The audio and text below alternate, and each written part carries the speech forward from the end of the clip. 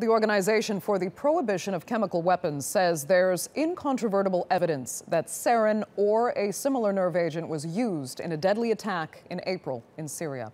It's the first official confirmation that a chemical had been used in Idlib province 2 weeks ago. The attack killed at least 87 people. The organization says it made the determination after autopsies were performed on some of the victims. Critics of the Syrian regime say forces loyal to Assad are responsible. Well, for more on this, Abubakr al Shamahi joins me now live from Gaziantep. Hi, Abubakr.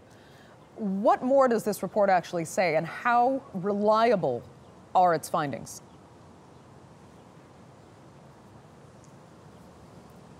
Well, as you said, they've used the word incontrovertible in reference to whether sarin or sarin-like substances were used in the attack. And you remember at the time of the attack, there were these images that came out of the victims choking and foaming at the mouth, and that seemed to point to chemical weapons. And then there were also investigations by Turkish scientists as well as British scientists that came to that same conclusion, that sarin or sarin-like substances were used. But this is the first time that this body, the Organisation for the Prohibition of Chemical Weapons, has reached the same conclusion. And what they did was analyse samples from some of the dead victims of the attack, as well as some of those who are still being treated following the attack, and they've come to that conclusion.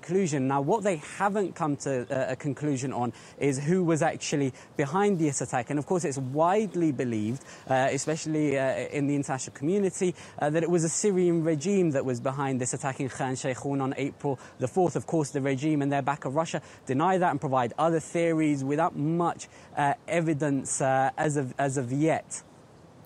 So how might we expect the Syrian regime to actually respond to this report?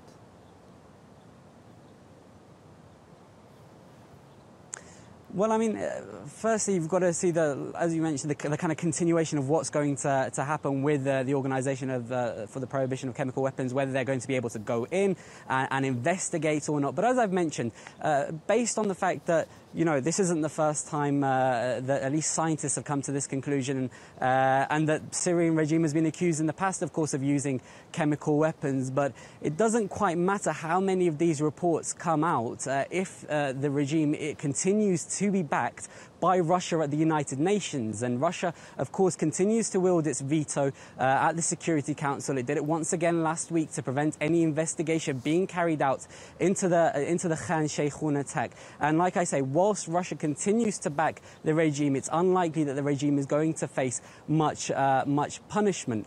And in terms of some of what we've seen in the past, like I say, the regime carried out attacks chemical weapons attacks that the UN said that they carried out. And what happened in 2013 was we saw this deal that was brokered by the US and Russia for the regime to give up its chemical weapons. It's now thought that the regime didn't give up all its chemical weapons, but of course that came at a time before Russian intervention in Syria, which came in 2015. Since then, Russia's clout in the region has increased while the US's has weakened, and the only potential way that that could change would be through further US military intervention in Syria. We did see that following the attack on Khan Shaykhun, with those missile strikes, US missile strikes on the Syrian airbase. But it remains to be seen whether that was a sign of things to come in terms of the US's role in Syria, or simply a one-off.